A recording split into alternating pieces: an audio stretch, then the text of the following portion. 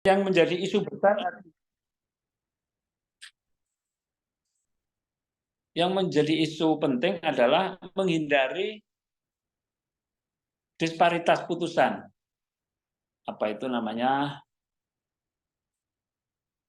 Ketimpangan putusan. Kasus yang sama, tapi putusannya berbeda. Bahkan kadangkala berbedanya terlalu menyolok baik pemidanaannya maupun dasar hukum yang digunakan. Betul. Lalu memberikan, tadi disebut memberikan keleluasaan, tapi ini juga memberikan ruang lebih besar bagi hakim untuk menciptakan putusan itu berkeadilan sesuai dengan rasa keadilan yang ada dalam masyarakat.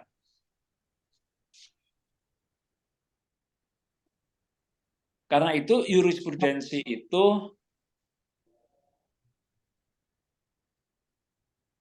disebut sebagai jurisprudensi apabila kalau menurut BPHN itu hasil penelitian Badan Pengajian Hukum Nasional itu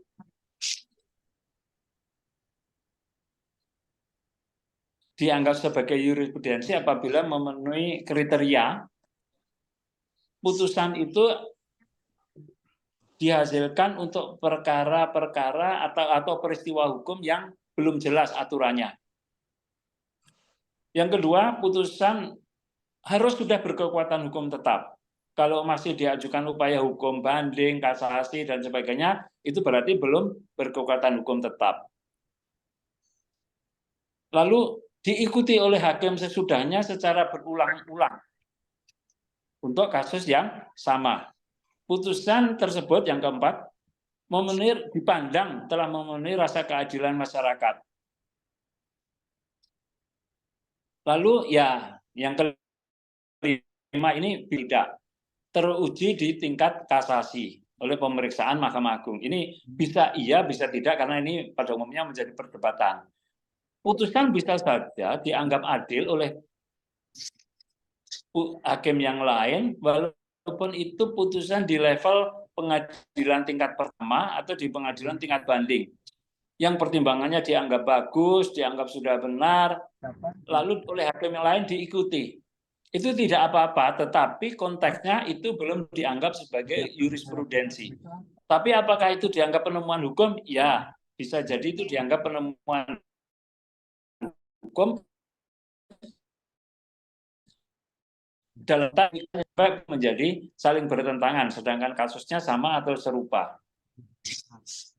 Lalu sekarang kita bicarakan bagaimana kalau ada putusan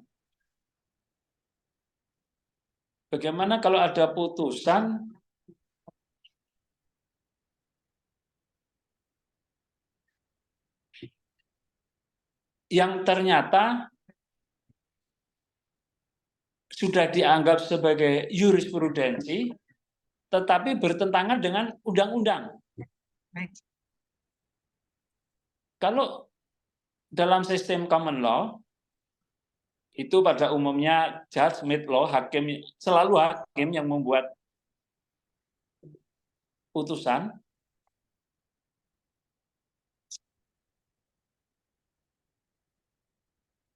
Seperti negeri-negeri di Anglo-Saxon, itu hampir semua hakim diberikan kewenangan untuk menentukan hukumnya. Karena di sana tidak ada undang-undang. Sedangkan Indonesia itu ya. Hakim kamar pidana. Sedangkan di Indonesia, kita mempunyai undang-undang yang dibentuk oleh pembentuk undang-undang, yaitu pemerintah dan DPR. Bagaimana kalau ada putusan yang ternyata ada pertentangan antara jurisprudensi dengan undang-undang?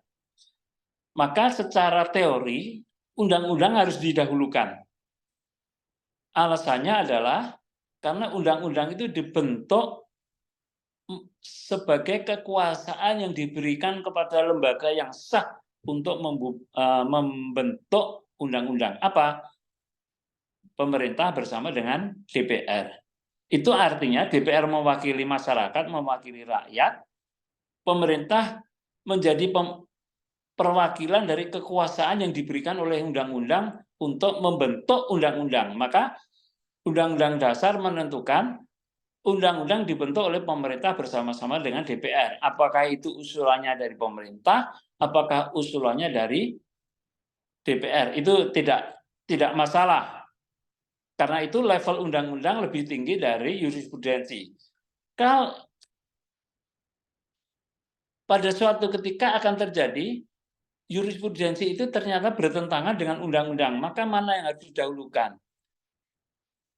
Kalau dinilai di dalam kasus nyata ternyata jurisprudensi itu bertentangan benar-benar dengan undang-undang, maka undang-undang itu harus didahulukan. Karena status pembuatannya itu sudah dibuat antara penguasa dengan rakyatnya. Akan tetapi hakim untuk kasus nyata, kasus real, kasus yang benar-benar diajukan kepadanya, dapat saja menyimpangi. Menyimpangi itu apa ya? Tidak terlalu tepat sebetulnya. Dapat membuat deviasi ya, mencari jalan lain untuk menghasilkan putusan yang berkeadilan. Sepanjang tujuan akhir untuk menciptakan keadilan itu oleh hakim dipandang lebih memungkinkan melalui jalan jurisprudensi, bukan melalui undang-undang. Oleh karena itu, dilihat kasus per kasus secara kasuistis, bisa saja jurisprudensi itu didahulukan daripada undang-undang. Mungkin karena alasan kepentingan umum ternyata akan lebih utama dibanding kepentingan pribadi. Dan itu sudah ada putusan jurisprudensi yang menganggap kepentingan umum didahulukan daripada kepentingan pribadi. Maka dalam konteks seperti itu, undang-undang dapat dikesampingkan dengan mendahulukan jurisprudensi. Atau berdasarkan kepatutan. Bisa jadi, sebagaimana sudah terjadi, kalau seseorang mempunyai hutang piutang dengan perjanjian bunga yang terlalu tinggi, katakanlah sampai 10% per bulan, 5% per bulan, pada akhirnya mengakibatkan seseorang itu terjerat dan tidak mampu membayar, kalau perkaranya diajukan kepada hakim, ke pengadilan, maka bunga itu dapat diintervensi oleh hakim dengan cara menurunkan. Karena walaupun itu menjadi praktek sehari-hari, tetapi itu praktek yang tidak lazim. Secara kepatutan juga menjadi tidak berkeadilan. Maka praktek rentenir itu justru di negara-negara barat seperti di Jerman, di Belanda diberantas dengan memberlakukan Statblad 1931 nomor 138. Di situ ada aturan yang undang-undang pelepas uang lah, Hooker Ordonansi, itu melarang adanya bunga yang pinjam meminjam uang dengan bunga yang didasarkan pada adanya penyalahgunaan keadaan. Umpamanya, seseorang kalau lagi butuh duit, dikasih pinjam dengan bunga berapapun pada umumnya mengiyakan karena sedang butuh uang. Tapi begitu mau membayar utangnya ternyata tidak mampu karena bunganya terlalu tinggi. Nah, pengertian terlalu tinggi itu kalau dijadikan perkara, menjadi kasus ke pengadilan, maka menjadi kewajiban hakim untuk menilai apakah bunga terlalu tinggi itu menjadi sebab munculnya ketidakadilan. Maka pengadilan, yang memang namanya saja pengadilan, maka harus memberikan keadilan. Asas Pacta Sunt Servanda, perjanjian yang dibuat oleh para pihak berlaku sebagai undang-undang, dan mengikat para pihak sebagai undang-undang, kalau bunganya, walaupun itu diperjanjikan bunganya 10% per bulan, tapi kalau pada kenyataannya orang yang berhutang tidak mampu membayar, dan perkaranya diajukan ke pengadilan, hakim dapat mengintervensi itu dengan menurunkan bunga. Itu kalau bunga yang diperjanjikan. Pada umumnya hakim akan menurunkan, menyamakan, disamakan besarnya bunga itu dengan bunga bank yang berlaku pada saat itu. Tetapi bagaimana kalau perjanjian yang dibuat oleh para pihak, perjanjian utang piutang itu tidak diperjanjikan adanya bunga. Tapi kemudian setelah menjadi kasus karena tidak membayar, bunga itu menjadi dituntut oleh si orang yang menghutangi. Maka yang seperti itu hakim memutuskan bunga yang tidak diperjanjikan dianggap sebagai bunga moratoir 6% per tahun. Karena tidak diperjanjikan besarnya. 6% per tahun itu tidak ada ketentuannya, tapi itu diputuskan oleh hakim. Itu artinya apa? 0,5% per bulan. Dan itu ternyata kemudian dipandang itulah bunga yang adil dalam suatu perjanjian utang piutang, bunga tidak ditentukan oleh para pihak, tetapi kemudian menjadi perkara, menjadi kasus di pengadilan. Maka ditentukanlah oleh hakim bunga itu 0,5%. Nah, ini bagian dari upaya penemuan hukum oleh hakim yang dimaksudkan untuk mencapai titik keadilan semaksimal mungkin.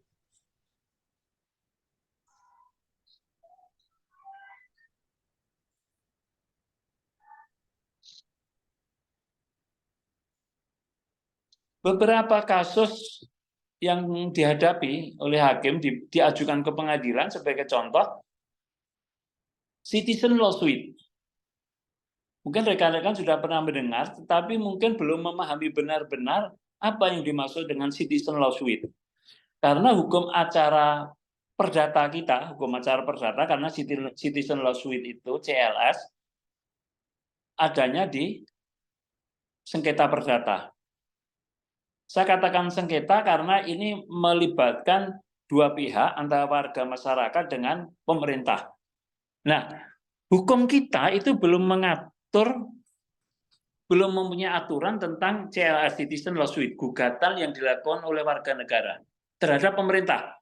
Maka tergugatnya itu harus pemerintah. Dan penggugatnya harus warga masyarakat. Sebagai contoh beberapa kali terjadi umpamanya seperti kebakaran hutan. Masyarakat yang hidup di daerah hutan yang terbakar itu bisa saja dia menderita kerugian, sedangkan bukan mereka yang berbuat yang mengakibatkan kebakaran itu. Bisa jadi perusahaan yang bergerak di bidang kehutanan yang membakar hutan itu, atau orang lain yang bertanggung jawab.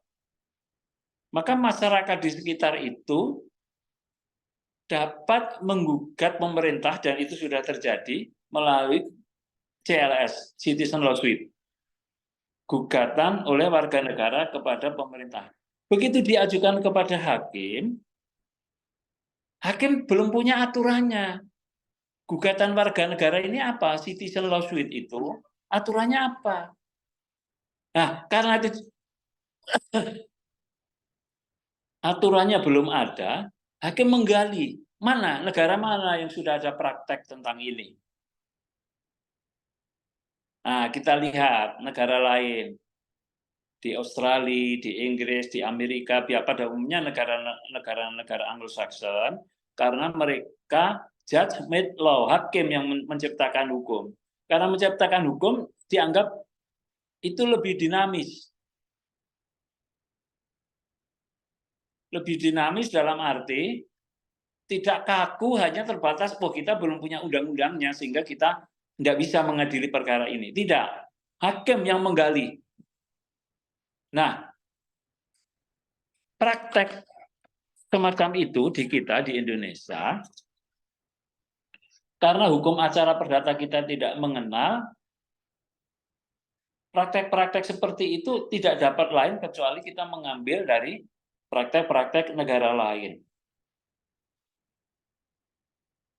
Pihak penggugat harus selalu warga negara, dan pihak tergugat adalah penyelenggara negara, dalam hal ini pemerintah.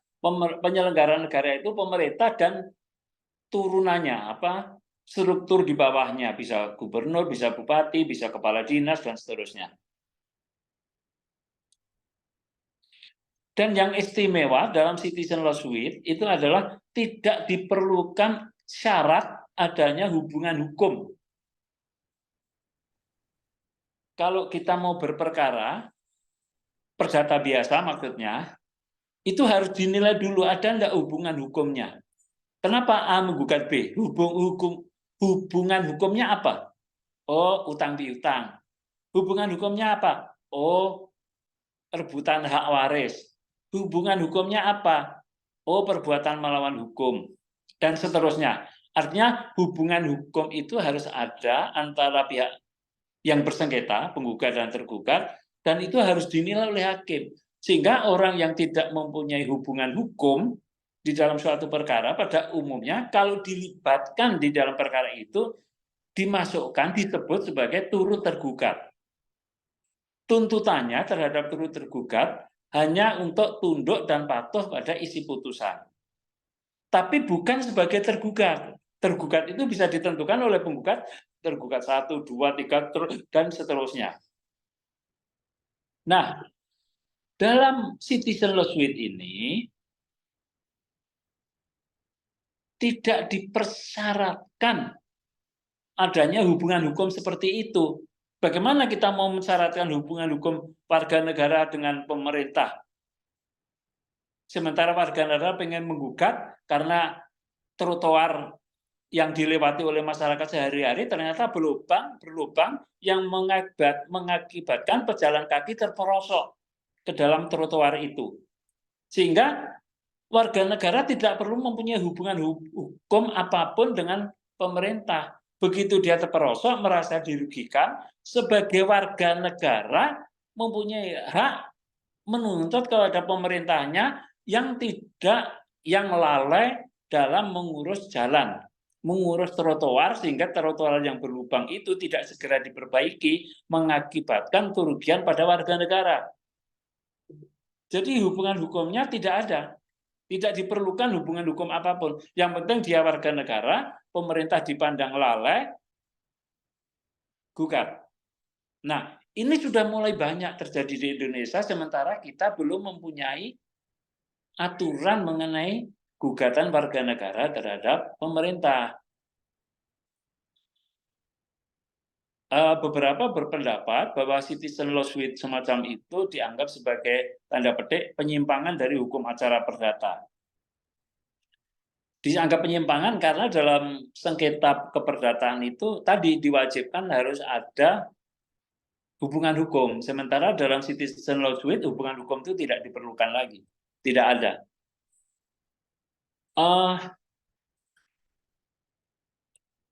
Peristiwa-peristiwa hukum di lingkungan kita sehari-hari itu tidak bisa kita prediksi. Tidak bisa kita prediksi. Apa? Artinya apa yang terjadi itu memang berkembang di dalam masyarakat.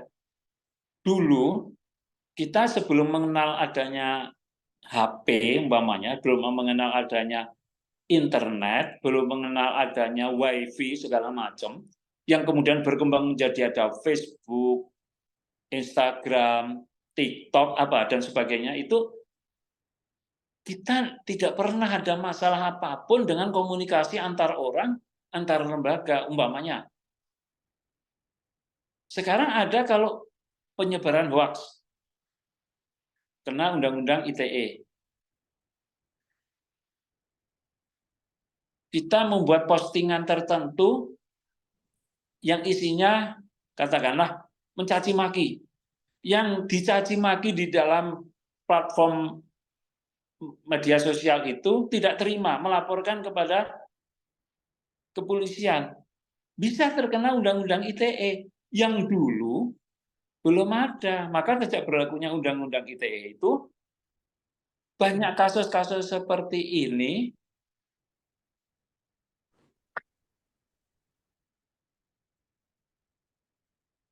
menjadi sangat berkembang. Dan ini tidak dapat dihindari karena memang terjadi di lingkungan masyarakat. Rekan-rekan sekalian, kuliah penemuan hukum ini sebetulnya merangkum dari semua kuliah kita dulu di S1. Semua ilmu yang sudah diberikan itu sebetulnya mencakup di sini. Umpamanya seperti hukum acara perdata, hukum acara pidana, hukum pidana. Pidana pun dulu masih ada pidana 1, pidana 2, dan seterusnya. Hukum antar tata hukum. Saya kurang tahu sekarang namanya apa.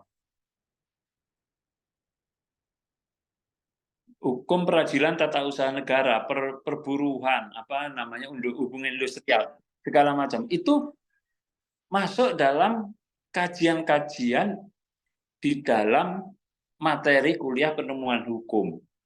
Saya menyampaikan materi kuliah ini sangat terbuka dan sangat dinamis untuk mahasiswa S2 dalam konteks mengembangkan, melakukan analisis pengembangan diri sesuai kemampuan masing-masing terhadap kasus yang senyatanya dihadapi sehari-hari.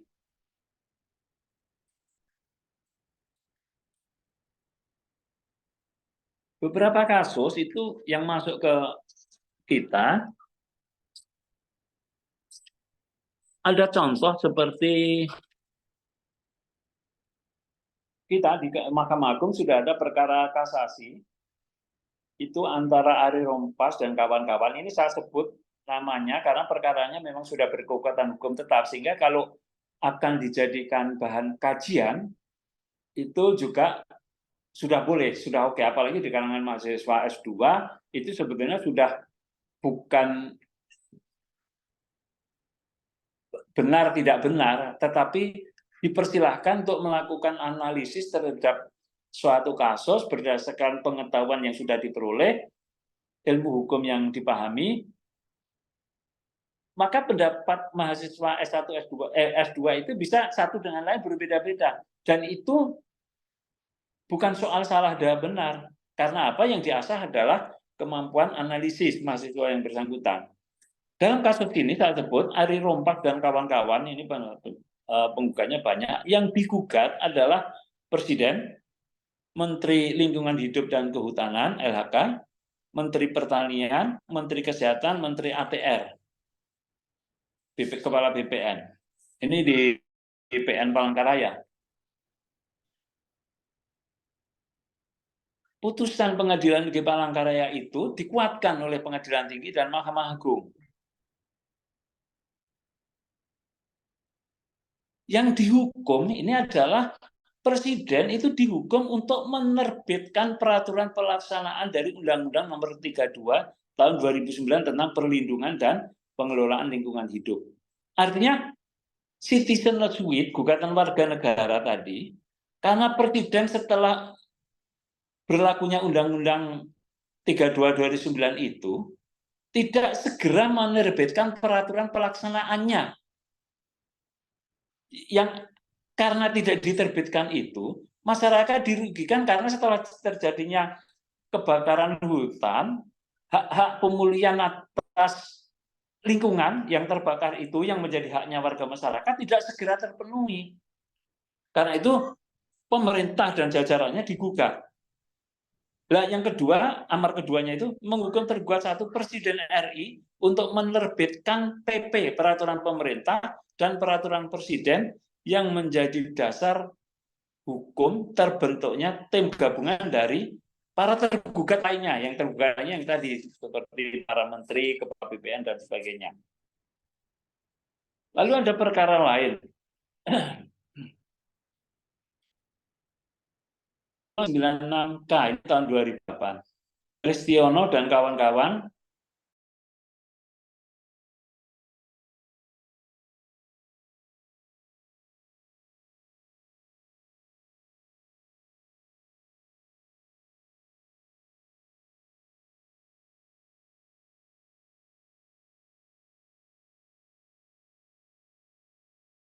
digugat. Dianggap Presiden, pemerintah itu lalai dalam melindungi hak-hak warga masyarakat sebagai warga negara yang memiliki hak asasi.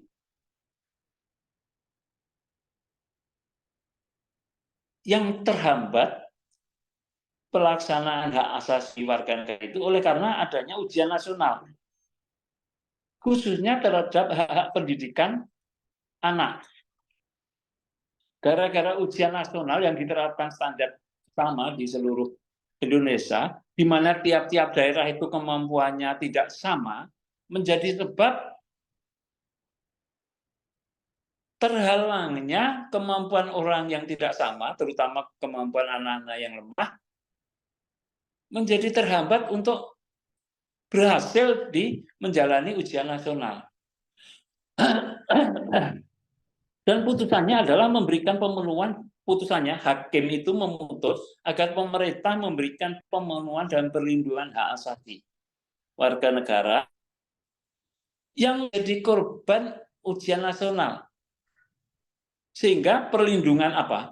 Hak-hak pendidikan atas anak itu tadi harus dipenuhi. Maka terakhir kan ujian nasional ditiadakan ya. Lalu ada peningkatan kualitas guru, berikut kelengkapan sarana prasarannya, dan sekarang hampir semua kelas di berbagai daerah sudah mulai menggunakan AC dan sebagainya. Lalu kemudian akses informasi dengan memberikan WiFi seluruh daerah.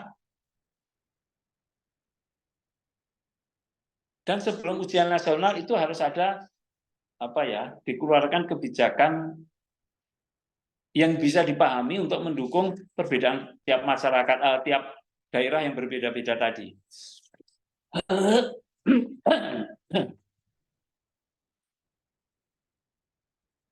Kembali ke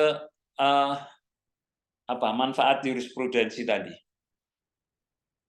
Walaupun kita di lingkungan pengadilan itu sudah selalu secara periodik itu menerbitkan berbagai putusan, dikompilasi gitu, dan itu disebarkan, dan kebanyakan masyarakat, lingkungan advokat di luar pengadilan pun juga mengumpulkan itu, maka ini menjadi dasar kajian oleh advokat, para advokat terutama, dalam hal mereka ingin mengajukan perkara atau berhadapan, kliennya berhadapan di pengadilan untuk perkara tertentu. Mereka pelajari betul itu jurisprudensi, putusan hakim, pertimbangan-pertimbangannya. Nah, perbedaan pertimbangan yang ada di dalam yang sudah disebut sebagai jurisprudensi tadi dijadikan bahan kajian. Dan kalau sama dengan kasus yang sedang dihadapi, maka itu seringkali dikutip, dijadikan dasar rujukan.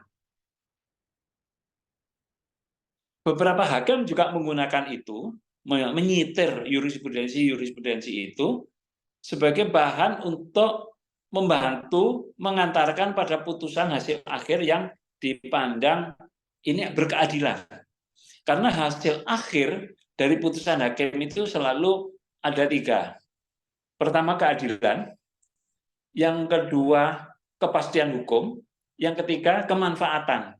Nah, kalau sudah dianggap sebagai jurisprudensi itu berarti putusan yang kemudian diikuti oleh hakim sesudahnya dianggap sudah jelas manfaatnya bagi hakim. Tapi juga harus dilihat manfaatnya bagi para pencari keadilan, para justiciabelen.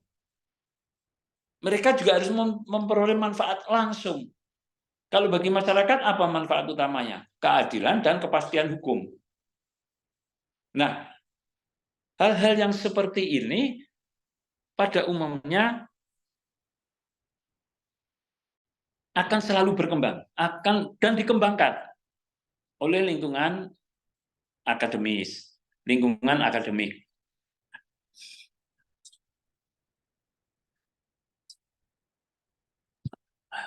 Izin Pak, mau nanya. Ya. Berkaitan dengan penemuan hukum tadi, Silakan. penemuan hukum tadi Bapak tadi sudah menjelaskan berkaitan dengan target dari penemuan hukum ini, artinya menemukan jurisprudensi atau menggali hukum yang ada di masyarakat dan lain sebagainya. Khususnya ada case juga Pak, case-nya sebenarnya case yang simple, tetapi ada 2 jurisprudensi yang sangat berbeda. Di satu sisi ini contohnya berkaitan dengan harta gonogini yang digabungkan oleh si penggugat itu dengan nafkah anak.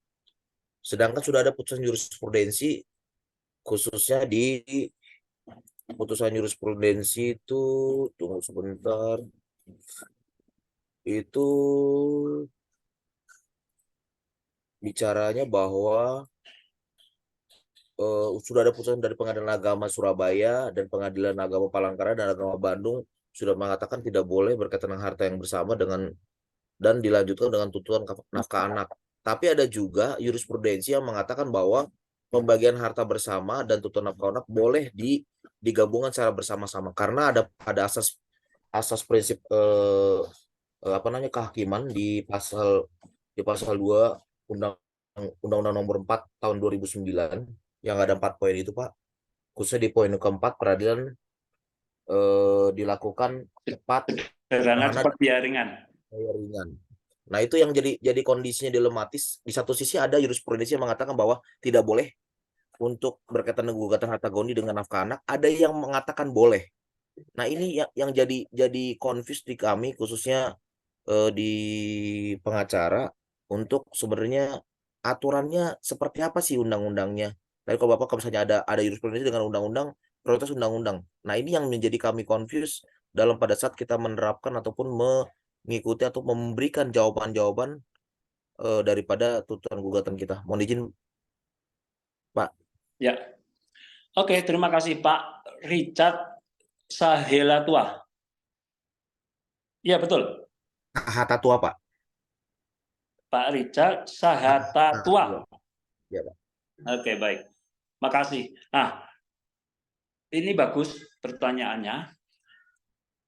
Tadi saya sebut jurisprudensi, itu yang disebut jurisprudensi di Indonesia itu tidak wajib diikuti. Itu dulu Pak Richard. Tidak wajib diikuti. Tapi kalau di negara Anglo-Saxon yang betul-betul asasnya judgment law itu wajib diikuti. Karena tidak wajib diikuti di Indonesia, maka ada hakim yang menyimpangi jurisprudensi itu.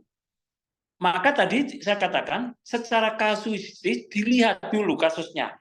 Apakah jurisprudensi itu kalau kita terapkan di kasus yang sedang dihadapi cocok apa tidak? Kalau cocok, hakimnya itu mau nggak menerapkan untuk menghindari putusan yang saling bertentangan.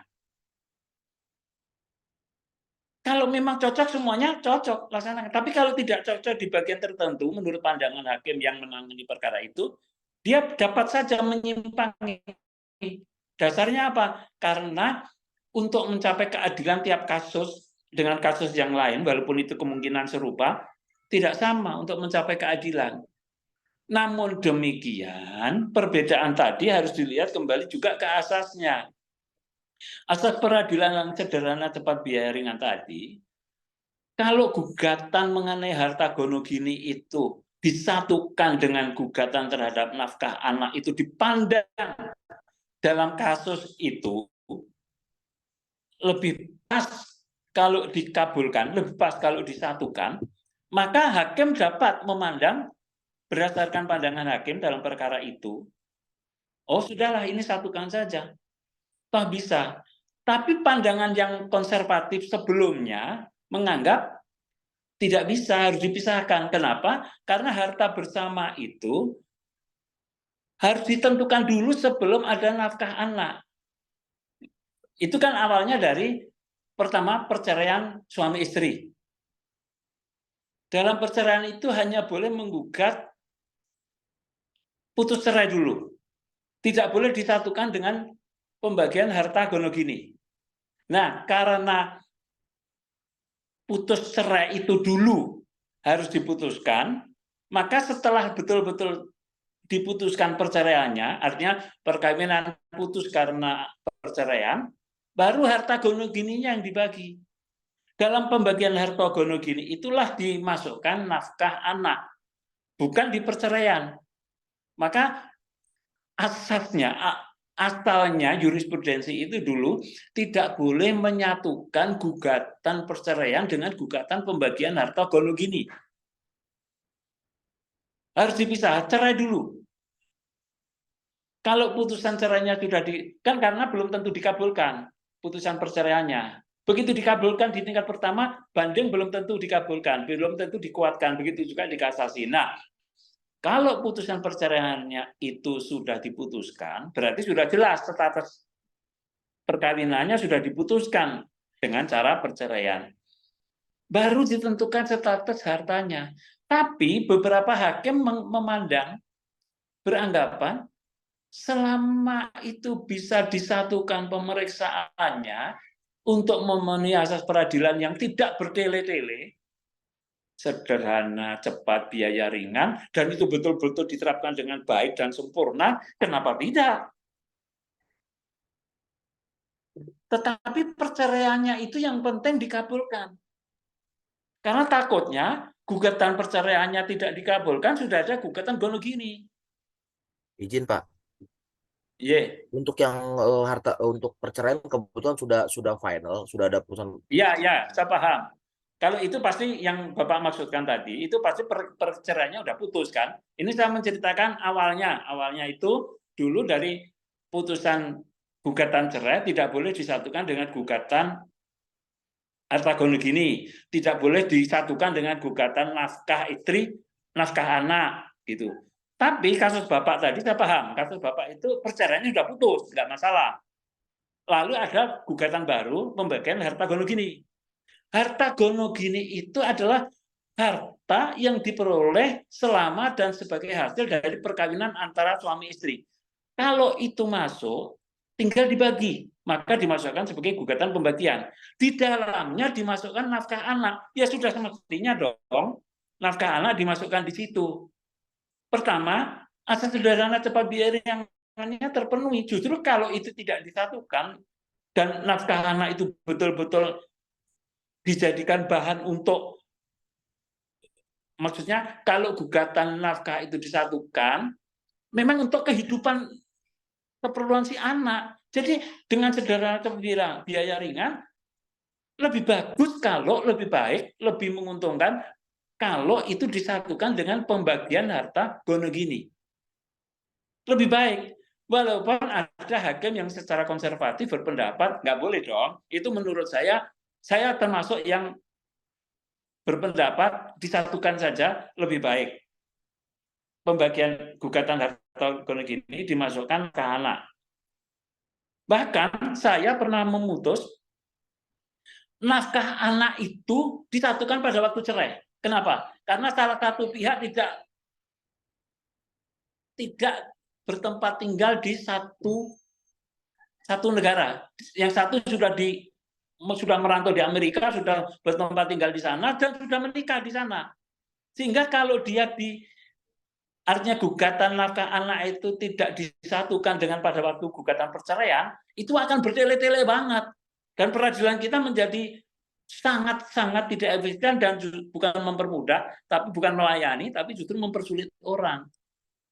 Saya justru sudahlah yang kayak seperti ini satukan saja. Yang penting kita memberikan keadilannya. Apa keadilannya? Apa? Haknya anak terpenuhi, kewajiban bapaknya kita hukumkan.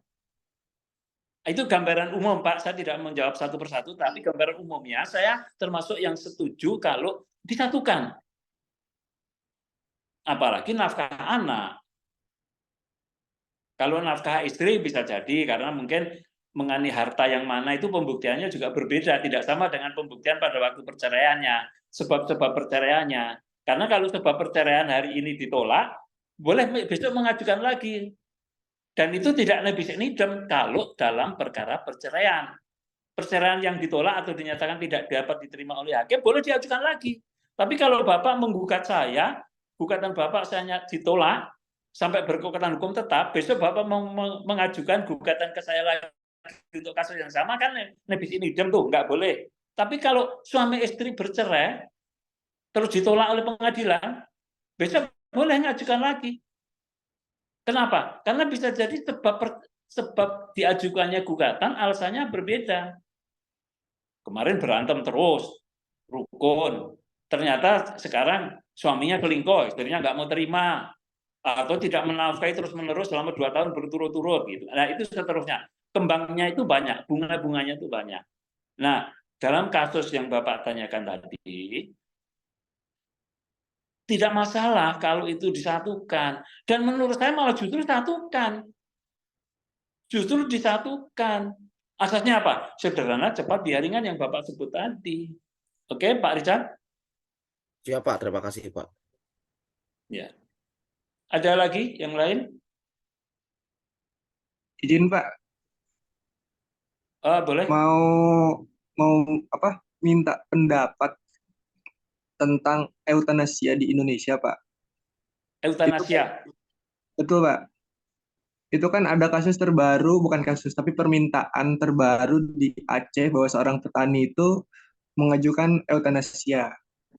Bahwa di mana eutanasia di Indonesia itu kan memang belum diatur secara spesifik, ya Pak ya. Yang menurut saya itu dibenturkan dengan pasal 344 KUHP yang barang siapa atas permintaan sendiri, dan dibenturkan lagi dengan sumpah dokter.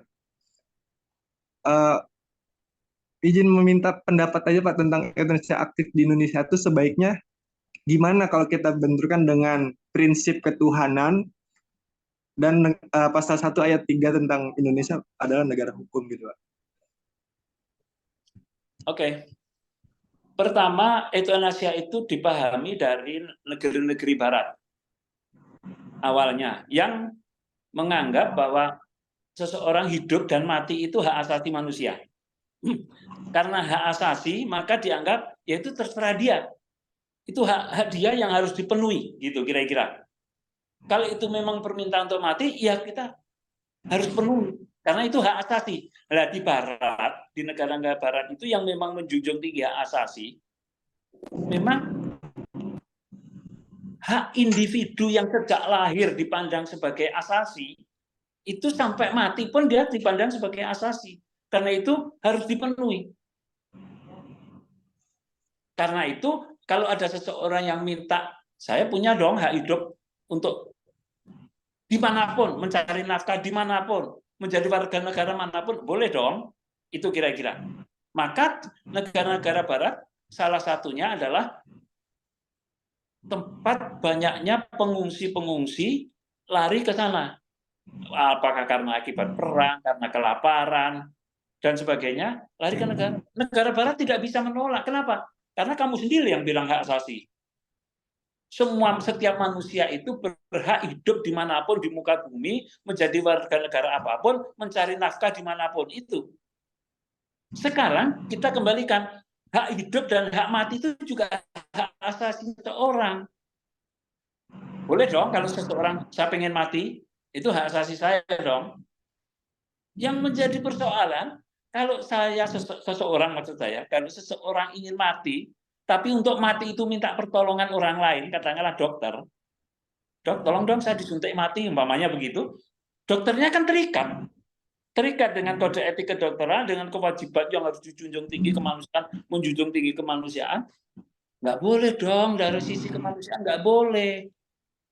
Maka diatur kalau di negara barat, euthanasia itu diperbolehkan dalam hal, nah itu ada dewannya, dewan etiknya, dewan kesehatannya yang meliputi banyak ahli. Nanti ditentukan di situ. Tapi itu dimungkinkan di negara barat. Sekarang di Indonesia, apakah hak untuk mati itu dimungkinkan? Pertama yang ada itu justru kita, dokter itu diwajibkan untuk memberikan pertolongan kepada semua manusia sesama untuk menghidupkan, bukan untuk mematikan. Jadi orang yang mau mati pun selama dia minta pertolongan dokter dari sisi kesehatan, dari sisi medis, dia harus ditolong, wajibnya itu ditolong. Bagaimana kalau seseorang itu kemudian minta, dok saya dimatiin aja dok. Nah, dokternya gimana? Bertentangan dengan kewajiban dokter untuk menolong manusia dan kemanusiaan. Kalau itu dilaksanakan oleh dokter, selain bertentangan, juga sebetulnya dia dari pertama-tama kalau di Indonesia sisi keagamaan. Dari sisi keagamaan hanya Allah yang menentukan hidup matinya seseorang.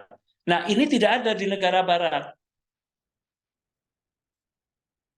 Karena dianggap hak asasi itu seolah-olah manusia hidup ya hidup karena manusia, mati ya karena mati karena manusia. Kalau kita tidak, karena kita orang beriman, berketuhanan paling tidak, kita menganggap kita lahir di dunia ini karena Tuhan, karena Allah mengaruniakan kepada kita kesempatan untuk lahir hidup di Indonesia.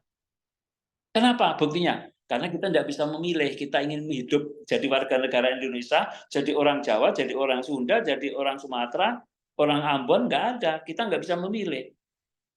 Karena itu, ini karunia Allah, karunia Tuhan. Maka kita mengakui keberadaan Tuhan. Begitu juga kalau kita mati. Ada nggak kita yang tahu kita mau mati kapan? Nggak ada yang tahu. Karena itu kita berserah diri kepada Allah. Kapan kita mau dipanggil oleh Allah, itu sepenuhnya haknya Allah. Karena menjadi haknya Allah, maka eutanasia itu dalam konteks agama, MUI kan sudah membuat tahun berapa? Tahun 90-an. Tidak mengizinkan. Itu bertentangan dengan ketuhanan. Sementara itu, tapi kalau itu mau didalami sampai sekarang kita lihat kasus per kasus. Tapi di Indonesia belum ada masyarakat. Belum ada aturannya. Belum ada, Prof. Ya, belum ada. Secara belum spesifik ada. belum ada. Belum ada dan belum bisa dikabulkan seseorang yang minta hak untuk mati itu bukan hak sebetulnya. Kita keliru, kita tidak boleh menyebut itu hak untuk mati. Hak yang mematikan itu hanya Allah yang memiliki.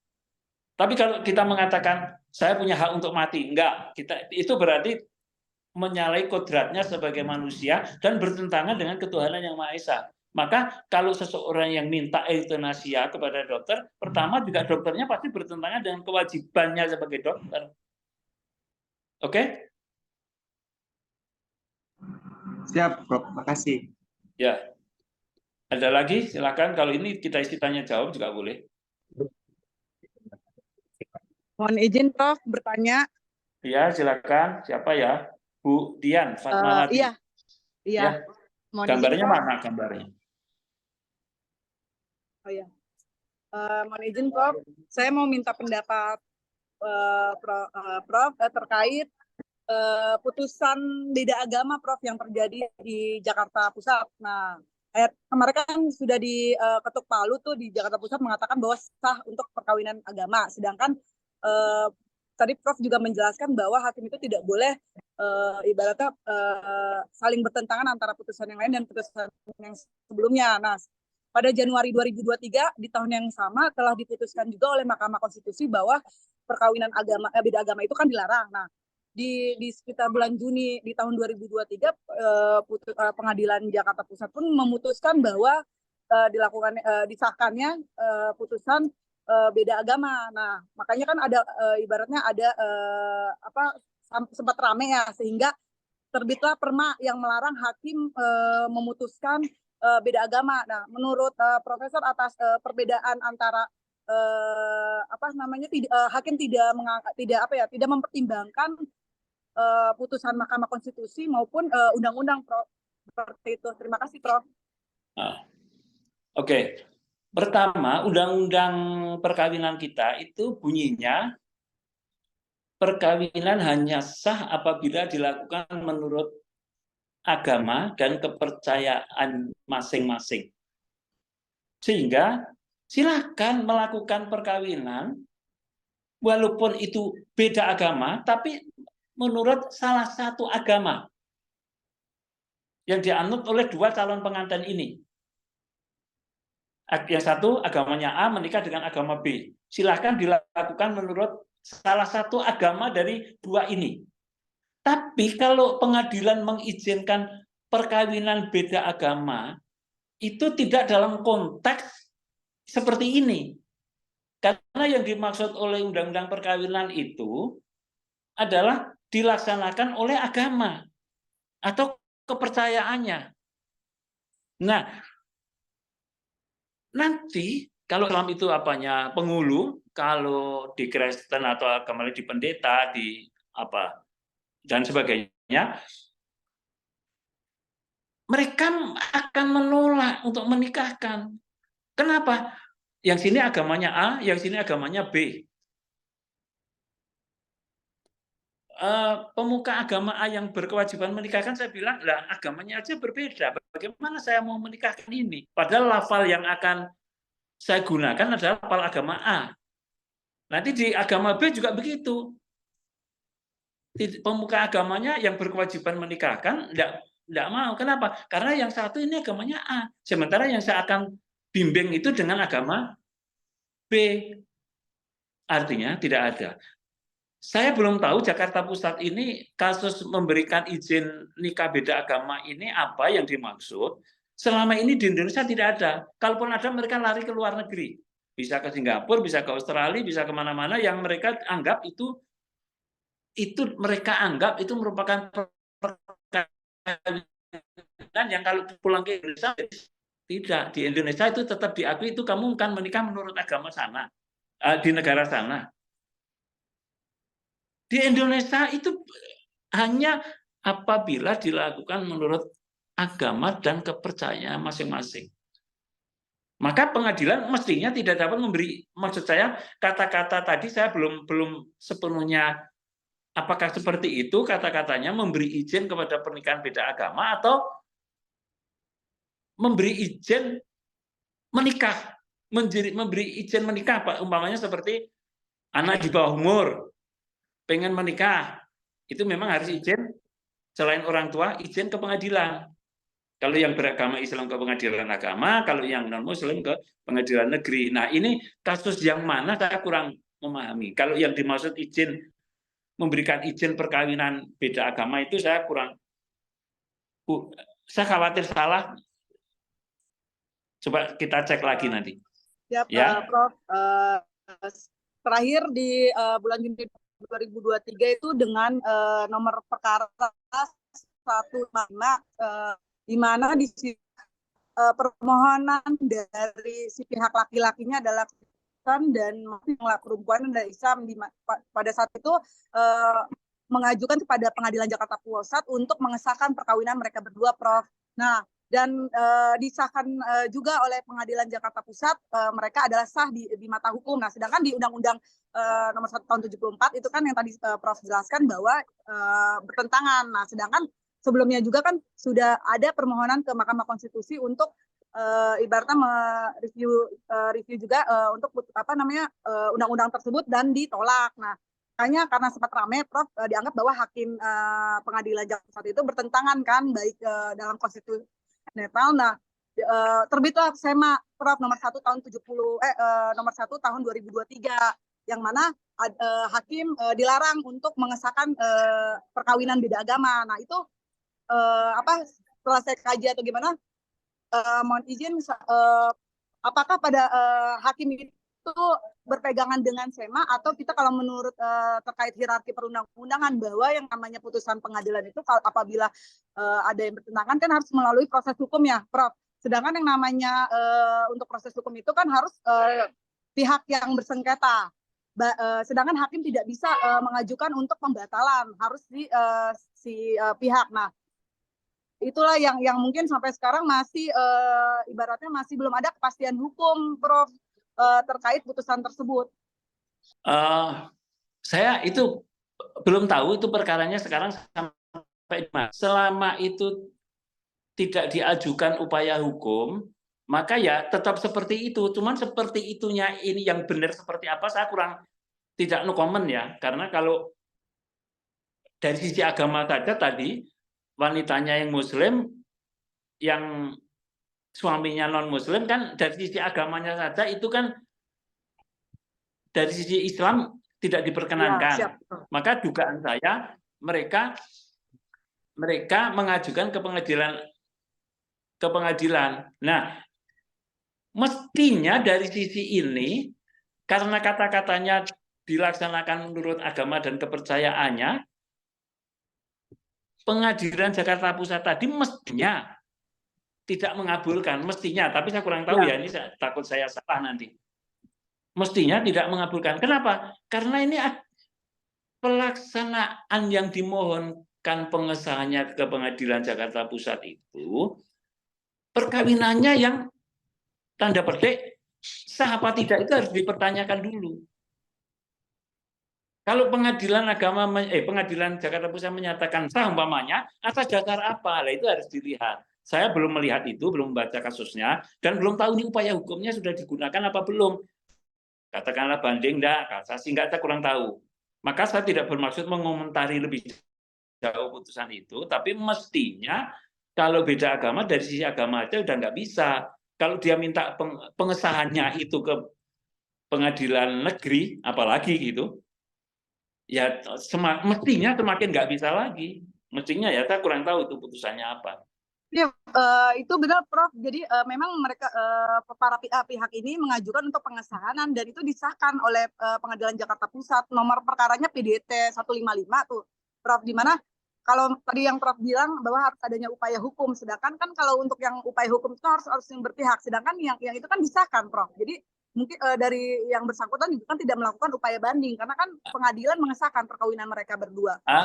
Sebetulnya kita lihat dulu masalahnya. Ini menjadi masalah apa tidak? Menjadi masalah apa tidak? Kalau menjadi masalah, menjadi isu besar ya, umpamanya menjadi rame, menjadi bahasan di mana-mana gitu, nanti ada fungsi pengawasan. Pasal 32. Jadi Pak Undang-Undang Mahkamah Agung.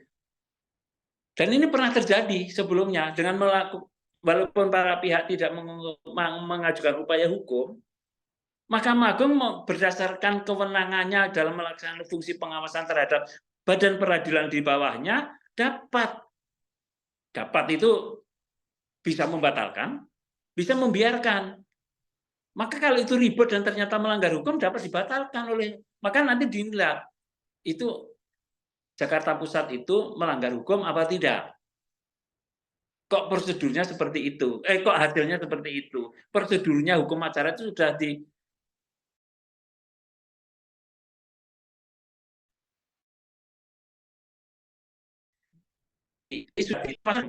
karena kalau upaya hukum benar Mbak Dian tadi harus para pihak yang mengajukan. Kalau para pihak sudah setuju dengan putusan hakim ya senang kan mereka. Tapi masyarakat belum tentu happy kan.